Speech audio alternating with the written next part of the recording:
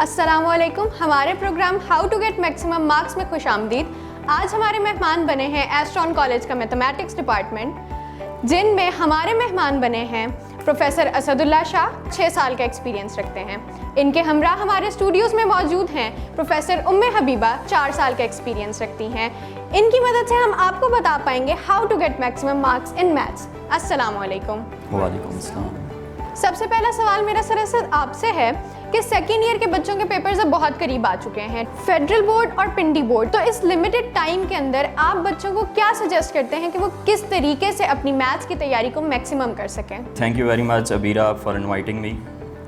अच्छा, आपका सवाल मेरे से ये था कि बच्चों का क्योंकि टाइम बहुत कम रह गया, लिमिटेड टाइम रह गया, तो इसके हवाले से बेसिकली सबसे पहली सजेशन तो मेरी ये है कि बच्चे जो है ना वो दो बेटा मेथड्स होते हैं तैयारी करने के लिए, एक है हार्ड वर्क और एक है स्मार्ट वर्क। तो इस टाइम पे जो सबसे ज़्यादा ज़रूरत है ना हमें, वो स्मार्ट वर्क की ज़रूरत है। स्मार्ट वर्क की ज़रूरत इस तरह से है कि सबसे पहले तो आपने सारे चैप्टर्स में से एनालाइज़ करना है कि मोस्ट इंपॉर्टेंट और मोस्ट रेकरिंग क्वेश्चंस कौन से हैं। रेकरिंग क्वेश्चन से मुराद ये है कि बहुत ज़्यादा रिपीट होने वाले जो क्वेश्चंस हैं उनको आप एनालाइज़ कर लें, बहुत ज़्यादा एक्सरसाइजेज़ जो रिपीट हो रही हैं उनको आप एनालाइज़ कर लें। इसके अलावा आपको पता है कि क्लासेस के अंदर मैंने अच्छी तरह से ये गाइड किया हुआ है बच्चों को, उनको बताया हुआ है कि ये एक्सरसाइजेज़ बहुत इंपॉर्टेंट हैं, तो उनके ऊपर आप बहुत ज़्यादा फोकस करें और अपने टाइम को जो है ना वो यूज़फुल बनाएं। सर, आपसे मेरा अगला सवाल ये है कि अभी फेडरल बोर्ड ने ई शीट्स इंट्रोड्यूस करवाई हैं कि जिनके अंदर बहुत लिमिटेड स्पेस होती है बच्चों को लिखने के लिए, तो मैथ्स में ई शीट्स किस तरह से अपना रोल प्ले करेंगी कि बच्चों को एड होगी या इससे नुकसान होगा? नुकसानदेह तो बिल्कुल भी नहीं है। ये फेडरल बोर्ड ने बहुत अच्छा स्टेप लिया है, क्योंकि हमने पेपर्स को चेक करते हुए इस चीज़ का बहुत ज़्यादा प्रॉब्लम फेस किया है कि बच्चे इररेलेवेंट चीज़ें बहुत ज़्यादा लिखते हैं। इररेलेवेंट चीज़ें लाइक अगर एडिशन ऑफ दो इक्वेशंस की आपने एडिशन करनी है तो उसके लिए वो बहुत ज़्यादा जो है ना बॉदर करते हैं कि पहले बहुत ज़्यादा लंबी कहानी लिख देते हैं और उसके बाद जो है वो उसका मेन जो पॉइंट है उसके ऊपर आते हैं। तो अब इसका सबसे बड़ा फ़ायदा ये होगा कि बच्चा टू दी पॉइंट रहेगा।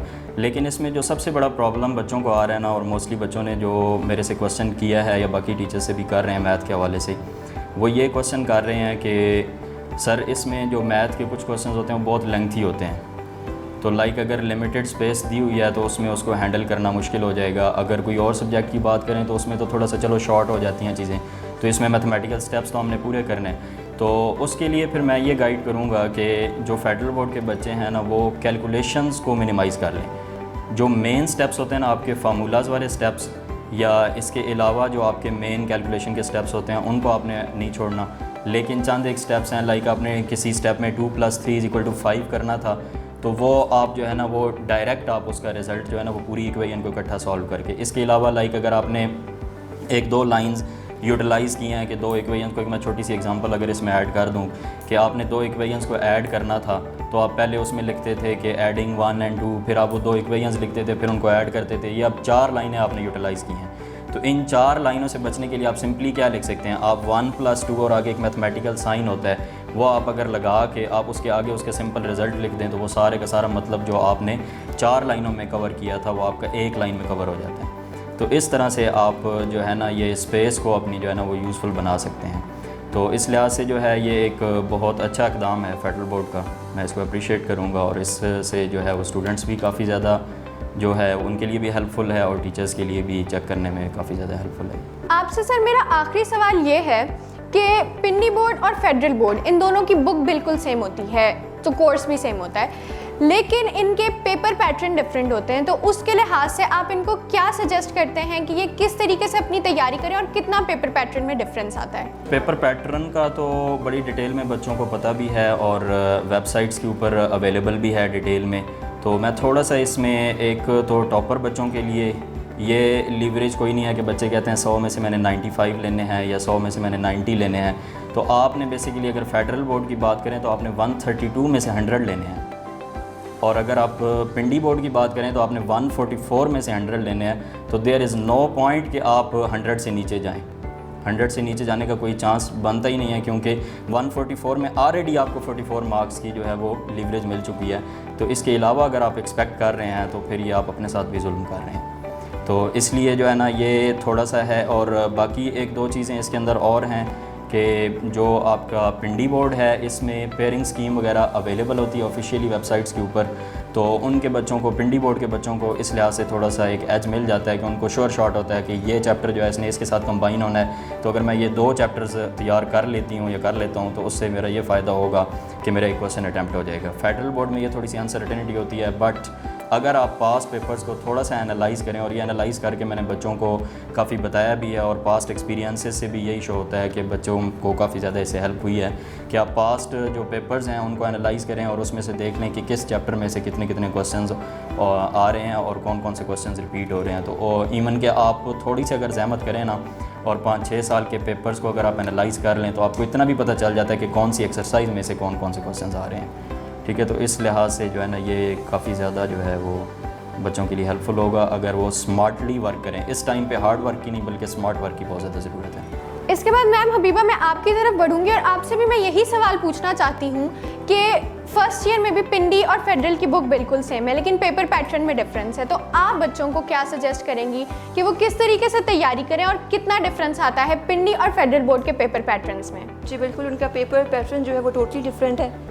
जो पिंडी बोर्ड है उसके शॉर्ट क्वेश्चन बहुत ज़्यादा होते हैं, ठीक है, उसके 3 पार्ट्स हैं शॉर्ट क्वेश्चन के, तो वो, और जबकि फेडरल बोर्ड का एक ही पार्ट होता है शॉर्ट क्वेश्चंस का, उसके बाद लॉन्ग क्वेश्चन आ जाते हैं। उसके बरक्स पिंडी में आपको पहले 3 पार्ट्स अटैम्प्ट करने पड़ेंगे, यानी कि पहले 8 क्वेश्चन शॉर्ट, उसके बाद अगेन 8 क्वेश्चन, उसके बाद 9 क्वेश्चन, उसके बाद आपको लॉन्ग पे जाना पड़ेगा।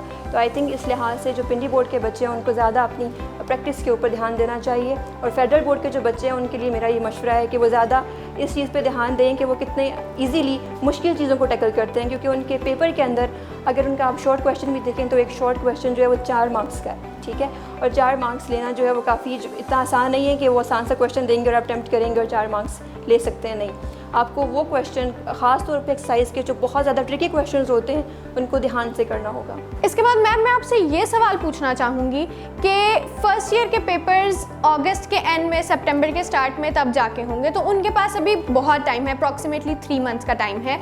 तो इन 3 मंथ्स के टाइम स्पैन में आप क्या सजेस्ट करती हैं बच्चों को कि वो अपनी इतनी अच्छी तैयारी किस तरीके से करें कि वो फुल मार्क्स मैथमेटिक्स में अचीव कर सकें? पहली बात तो ये है कि वो इसको ब्लेसिंग समझें और प्रैक्टिस पे ध्यान दें। उसके बाद जब प्रैक्टिस कर चुके एक दफ़ा पूरी बुक उनकी हो जाए तो फिर वो इस तरह करें कि 3 आवर्स का टाइम सेट करके 5 पेपर्स जो है उनको अटैम्प्ट करना स्टार्ट करें, और अटैम्प्ट करने के बाद चेक करवाएं, ठीक है। अगर कॉलेज नहीं आ सकते, लाइक कोविड की वजह से अगर कॉलेज नहीं आ सकते तो व्हाट्सएप के थ्रू या डिफरेंट चैनल्स के थ्रू वो अपने पेपर जो हैं वो टीचर्स तक पहुंचाएं और टीचर से कहें कि उनको मार्क करके उनकी मिस्टेक्स जो है वो पॉइंट आउट करके वो बच्चे तक उसको दें बच्चे को। आई थिंक इस टाइम पे वो यही कर सकते हैं अपने लिए। मैम इसके बाद मैं आपसे ये पूछना चाहूँगी कि बच्चों को मैथ्स के MCQs में अक्सर इश्यूज आते हैं, तो इनके हवाले से आप बच्चों को क्या सजेस्ट करती हैं कि वो किस तरीके से अपने MCQs को प्रिपेयर करें कि उनकी MCQs में सबसे अच्छी तैयारी हो सके?